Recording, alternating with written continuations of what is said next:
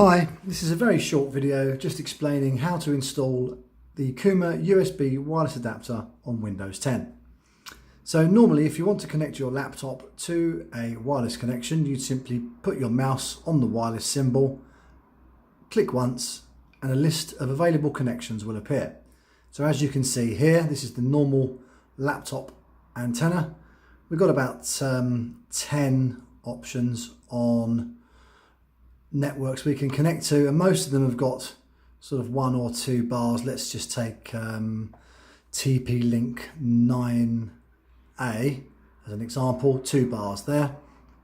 So we've got about 8 options there. If we connect the Kuma USB wireless adapter, use the USB cable that comes with it, just pop that straight into the laptop. Wait a few seconds for the drivers to install. The drivers and everything are built into Windows 10, so there's no installation required whatsoever. Simply plug and play, and then go back to the wireless connection icon and click it again. You'll notice now at the top you've got Wi-Fi, and if you hit that you've got Wi-Fi 2. Now if you click Wi-Fi, you'll be connecting to the laptop Wi-Fi built in. If you click Wi-Fi 2, you'll be using the Kuma wireless adapter. Let's try that one.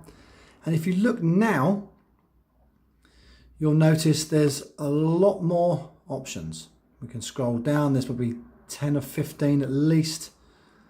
And there's even a BT Wi-Fi with phone which has appeared, which we could connect to if we were a BT customer.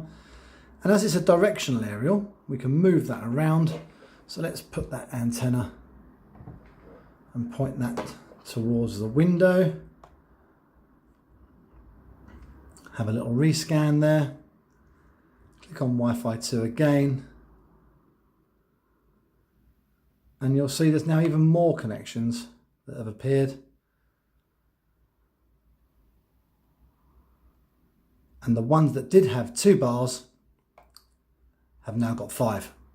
So we can connect to those with a nice strong connection using the Kuma USB wireless adapter. Simple as that. Plug and play on Windows 10.